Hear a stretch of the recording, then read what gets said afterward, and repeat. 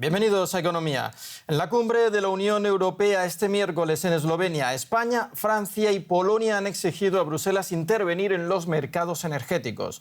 Solo este miércoles, el mercado del gas en Europa registró subidas de precio récord de más del 25%.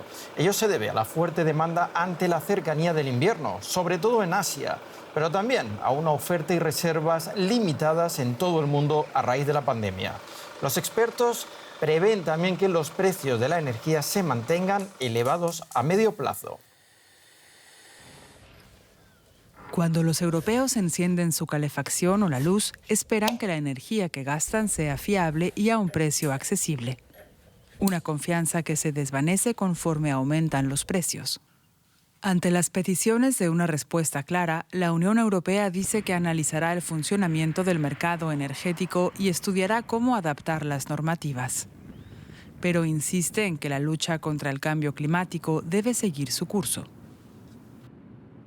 El invierno llega a Europa y el temor a las bajas temperaturas ha disparado el coste del gas hasta máximos históricos. Desde comienzo del año, los precios del gas natural han aumentado en un 670%. En España, la gente paga altas facturas y Madrid pide a Bruselas optar por compras colectivas de gas como se hizo con las vacunas contra la pandemia. Grecia desea que la Unión Europea libere fondos para que los gobiernos puedan enfrentar la crisis. Sin embargo, otros países como Alemania y los Países Bajos piden cautela. Dicen que la escasez de energía es solo a corto plazo y que obedece a la crisis de suministros originada por la pandemia. Algunos países socios temen que la crisis energética conduzca a disturbios sociales, pero el responsable del clima en Bruselas subraya que el Pacto Verde Europeo no es el culpable del alza de los precios. Creo que el malestar social realmente llegará a notarse si no comenzamos a actuar contra el cambio climático. El nivel del descontento social, si no lo abordamos, será insoportable. Nuestros hijos librarán batallas por el agua y la comida si no afrontamos la crisis climática. Tenemos que actuar rápidamente y Europa debe ser líder para que el resto del mundo sepa por dónde hay que encaminarse. La Comisión Europea propondrá la semana que viene medidas para bajar el precio final para los consumidores. Y son muchos ya los que ven la sombra del Kremlin detrás de esta crisis energética aquí en Europa. Pero el presidente ruso Vladimir Putin lo niega y asegura que se debe al plan de neutralidad del carbono. Con anterioridad a este programa le preguntamos su opinión al experto Severo López Mestre en México. Escuchemos. Me parece que en esta primera pregunta tuya de Rusia y si las políticas de baja emisiones de carbono están de todo esto, hay que recordar que Rusia ha hecho un uso geopolítico de su potencia energética y lo vimos en el conflicto petrolero que tuvimos hace algunos meses, en donde se derrumbaron los precios de los hidrocarburos. Y que realmente en el fondo el impacto que tuvo es que afectó mucho la industria de producción de gas shale y petrolera de Estados Unidos, que es una potencia y que estaba realmente siendo disruptivo en el mercado petrolero. Entonces siempre hubo esta duda de ese misterioso pleito entre Arabia Saudita y Rusia que tiraban los precios de hidrocarburos. En este momento también el papel de Rusia ha sido central en el precio del gas natural en Europa, porque, como todos saben, hay un ducto que ellos están haciendo que hace un bypass de Ucrania y lleva el gas natural a Europa. Y Rusia se ha sabido colocar en esos puntos clave, en esos vórtices, en donde sabe que el mercado está corto, porque estamos realmente ante una tormenta perfecta. Por un lado, el mercado está corto, porque el COVID hizo que bajara la demanda. Y cuando bajó la demanda, pues salían los números de que bajaban las emisiones y ya no se necesitaban tantos combustibles, etcétera.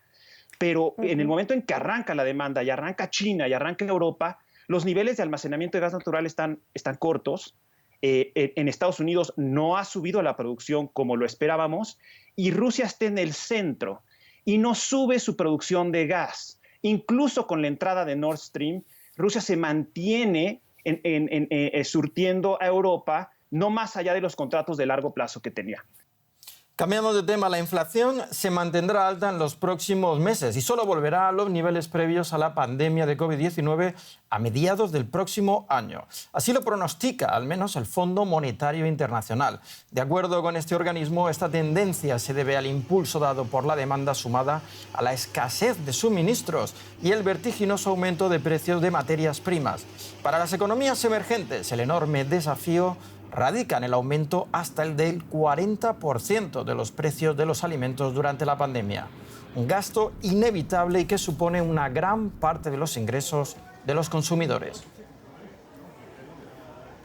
América Latina es una de las regiones donde la inflación anda más disparada. Brasil, Argentina, Uruguay y sobre todo Venezuela ven cómo sus precios suben cada año más que los salarios. José David Navarro nos cuenta qué pronostica el FMI para esta región.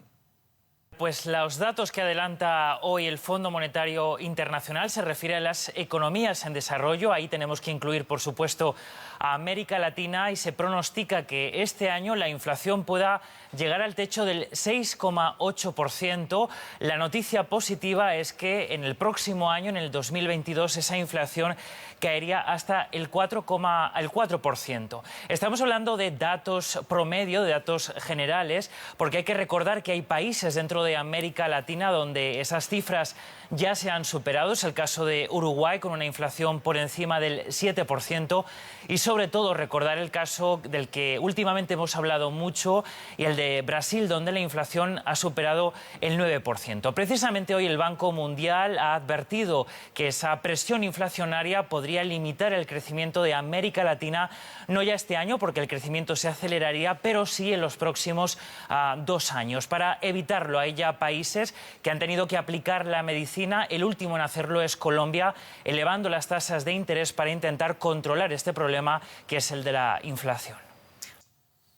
La inflación tiene buena parte de culpa de lo que ocurre en Argentina, en Buenos Aires. Hoy, un grupo de organizaciones sociales realizó un hoyazo nacional contra el hambre, luego de que el Instituto de Estadística revelara que el 40,6% de la población está bajo la línea de pobreza, un tema agudizado por el desempleo. Aquí vemos imágenes de la marcha del pasado mes de septiembre de reclamos laborales en un país afectado por la alta tasa de informalidad, la pandemia de COVID-19 y la baja capacidad de creación de puestos de trabajo en el sector formal. Pues seguimos hablando ahora de este problema argentino con Alejandro Rebosio desde Buenos Aires. Cada vez hay más presión sobre el gobierno para disminuir la pobreza y crear mayor y mejor empleo. ¿Qué planes tiene el gobierno para disminuir la pobreza en Argentina?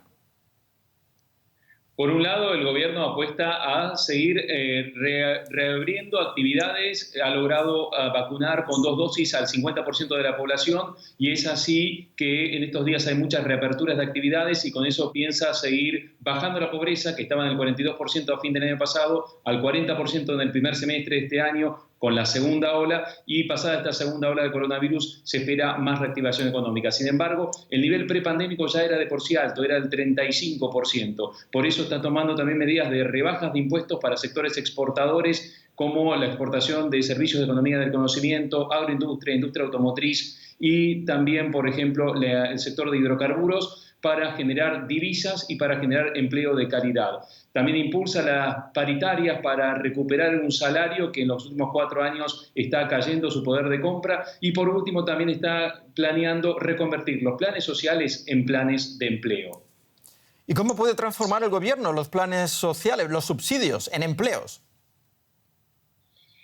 Pasan los gobiernos y todos los gobiernos en Argentina dicen que quieren cambiar los subsidios sociales en planes de empleo, pero ninguno lo termina logrando. El gobierno de Alberto Fernández en las últimas semanas ha anunciado lo siguiente, que hay muchos trabajadores sin trabajo, desempleados, que no quieren tomar trabajos temporarios porque temen que una vez terminado ese trabajo temporario se queden sin trabajo y sin plan social. Lo que dice ahora el gobierno de Fernández es: usted va a mantener el plan social aún cuando tenga un trabajo temporario, y una vez terminado el trabajo temporario permanecerá con ese plan social. Esto lo está aplicando tanto en la cosecha de productos agrícolas como también en la construcción, y próximamente también se anunciará para el sector de gastronomía.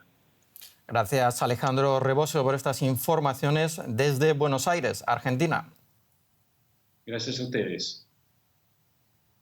Cambiamos de tema ahora. El presidente Joe Biden de los Estados Unidos dijo el martes que es una posibilidad real que los demócratas del Senado revisen las reglas de la Cámara para superar el bloqueo republicano al aumento del techo de la deuda.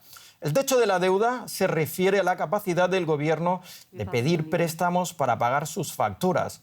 Un cambio tan importante podría dar a los demócratas la capacidad de evitar un posible y calamitoso impago a unas 2 semanas de un plazo fiscal crítico. Pero solo si todos los legisladores del partido están de acuerdo en flexibilizar el típico umbral de 60 votos del Senado, algo a lo que algunos se han mostrado reacios durante meses.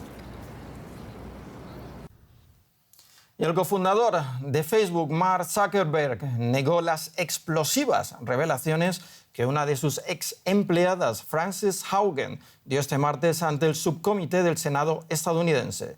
Zuckerberg publicó en su red social un mensaje en el que asegura que el argumento de que promocionamos contenido que enfurece a la gente en favor de beneficios económicos es completamente ideológico.